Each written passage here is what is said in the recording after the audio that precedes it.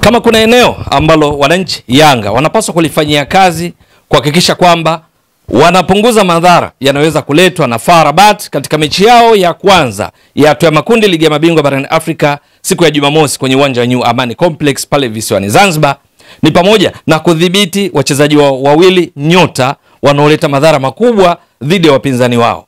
Hapa kwenye mechi hii Yanga ya kocha Pedro Gonçalves dhidi ya FAR Rabat ya kocha raia mreno kama Gonçalves Alexander Santos, ni kwamba kwenye mechi zao huwa kwa kiasi kikubwa wana wachezaji wengi wazuri ndani ya kikosi chao, lakini kuna wachezaji wawili ambao wamekuwa wakileta madhara makubwa zaidi kwa msimu huu 2025-26. Hawa ni nane.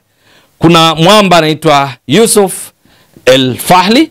Huyu ni mchezaji wa kiungo cha ushambuliaji akicheza zaidi kutokea upande wa kulia, mgongoni nambari 7.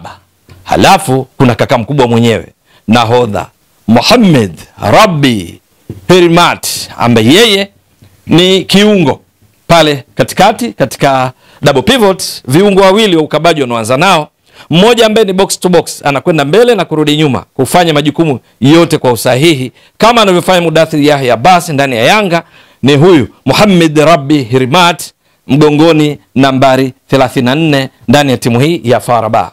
Ni kwa sababu gani? Kwenye kucheza kwao chini ya Santos, mfumo wao FAR Rabat huwa ni baada ya golikipa wanakuwa na walinzi wanne, viungo wawili wa ukabaji, viungo 3 ushambuliaji na mshambuliaji kinara mmoja.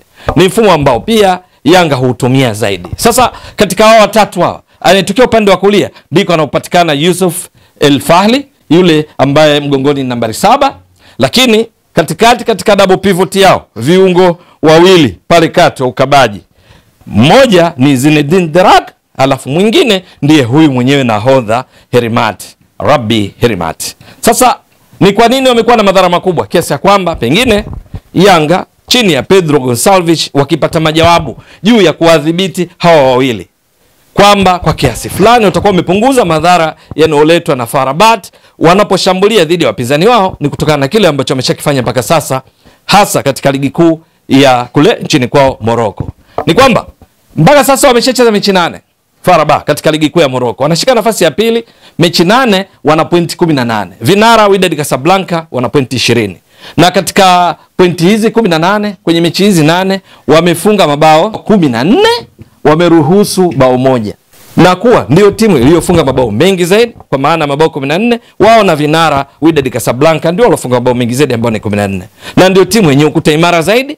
Wao na Raja Casablanca ndio timu zilizoruhusu mabao machache zaidi ambao ni mabao bao moja katika mechi 8. Unaweza kaona dakika 720 wameruhusu bao moja tu. Sasa Yanga wanapokwenda kucheza nao hawa wawili, madhara yao yako vipi? Ni kwamba kwenye ligi kuu ile ya Morocco, kwenye yale mabao 14 waliohusika ni nani kwa kiasi kikubwa?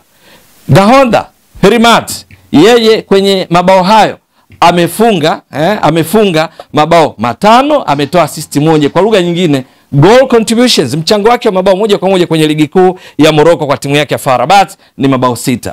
Halafu El Fahli Yusuf, yeye katika mabao haya 14 amechangia mabao mangapi? Ameshafunga mabao 4, ametoa assist 1, amechangia mabao 5. Kwa ujumla wao wote wawili wamechangia mabao 11 kwa maana ya kuhesabu assist na mabao aliyofunga. Sasa unapozungumzia mabao 11 katika mabao 14, maana yake hapo tunazungumzia mchango wa mabao 11 katika 14, ukizidisha mara 100 utaona hapa ni mchango wa mabao wa around 79%. Yes, ni kiwango cha juu mno cha mchango wa mabao ambayo yanaletwa na hawa wawili, Mohamed Rabbi Herimat nahodha na kiungo ushambuliaji kutokea kulia Yusuf El Fahli. Sasa wanacheza namna gani? Kwenye mfumo wao ule wa 4-2-3-1 wanapokuepo uwanjani, ni kwamba baada ya golikipa, kwa mfano hapo nazungumzia walinzi wanne, viungo wawili wa ukabaji, viungo 3 wa ushambuliaji, halafu na mshambuliaji kinara mmoja. Huyu mmoja pale anaweza kawa Hamza Kaba na wengineo. Sasa hao wawili katikati hapa, huyu mmoja wapo hapa, huyu ndio Herimat anaopatikana ambaye mgongoni ni nambari 34. Halafu Yusuf El Fahli mgongoni nambari 7 ni huyu hapa. kwenye kucheza sasa, wanapokwenda kushambulia dhidi ya wapinzani ni kwamba huyu Hirimat katikati ya mstari wa uwanja yeye anakuwa mbele yake kidogo, halafu huyu Fahli anakwenda pia kuvuka mstari wakati wa uwanja kwenye nusu ya pili akiwa mbele kidogo, wakiwa wanaungana na mshambuliaji wao kinara. Huyu kiungo mwingine kutokea kushoto naye anaingia ndani na kadhalika. Kwa lugha nyingine, kwa wastani, average possession kutoka hapa anakuwa hapa huyu Mohamed Rabi Hirimat mbele ya katikati wa mstari wa uwanja kwenye duara lile, kwenye dimba mbele yake. Kwa wastani ndipo anapokuwa. Wanaposhambuliwa naye ni miongoni mwa wale wanaorudi nyuma kuhakikisha wanaongeza idadi ya kutosha kwenye eneo la kiungo na kwenye ulinzi, kiasi ya kwamba timu pinzani inapata wakati mgumu kufikia lango lao. Lakini wanaposhambulia wanakuwa wengi zaidi. Katika mnyumbuliko huu wa baada ya golikipa kuwa na walinzi wanne, viungo wale wakabaji watatu, mshambuliaji kinara mmoja, inawafanya wanyumbulike, wawe flexible, kuwa na watu zaidi ya 5 wanapokwenda kushambulia, lakini kuwa na watu 6 kwenda juu wakati wanapozuia, na hivyo kuwafanya wawe na mizania sahihi kiasi ya kwamba wanakuwa wagumu kufungika, lakini wao kila muda watengeneza nafasi nyingi za kuweza kukudhuru. Sasa kuna mengi ya kujadili, kuna mengi ya kufanyia kazi, kwa sababu hii ni teamwork. FAR Rabat wachezaji wao wote wana ubora hali ya juu, wanaweza kuleta madhara.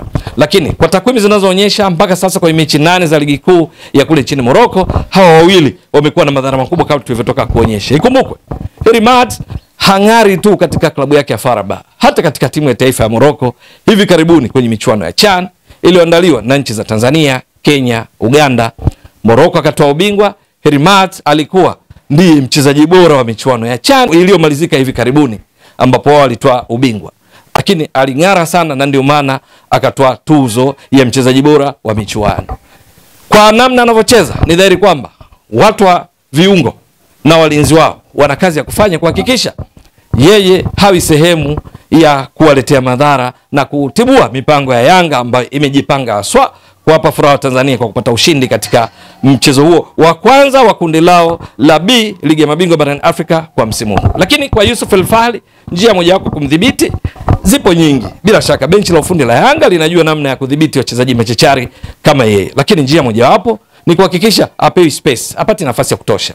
Yule anayemchunga basi muda mwingi hakikishe kunakuwa na man marking ifanyike, kuhakikisha asiwe na fursa za kuweza kuleta madhara. Lakini pia kwa Hirimat vivyo hivyo, ikibidi mwingine anaweza kujitoa hata kafara kupata kadi ya njano kuhakikisha anampunguza makali, kwa sababu amekuwa ndi engine akitumainiwa kwa kiasi kikubwa vyote kwenye kushambulia, kwenye kuzuia, anaungana na mwenzake Zinedine Deragi kuhakikisha eneo lao la kati na kuwafikia mabeki wao wanne na kipa wao Reda Ahmed Tagnut. Inakuwa shughuli nzito kwa wapinzani wao. Lakini njia nyingine ni kuhakikisha wale wanaotoa huduma kwao, suppliers wa mipira kwenda kwao, basi wadhibiti huko, na hilo linawezekana kwa kufanya high pressing kule juu, kuwakabia kule juu kwa golikipa wao Ahmed Reda Tagnut ambaye ni mwanzishaji mzuri wa mipira namna hiyo, lakini pia walinzi wao ambao ndio huwalisha mipira hawa kina Yusuf El Fahli pamoja na Mohamed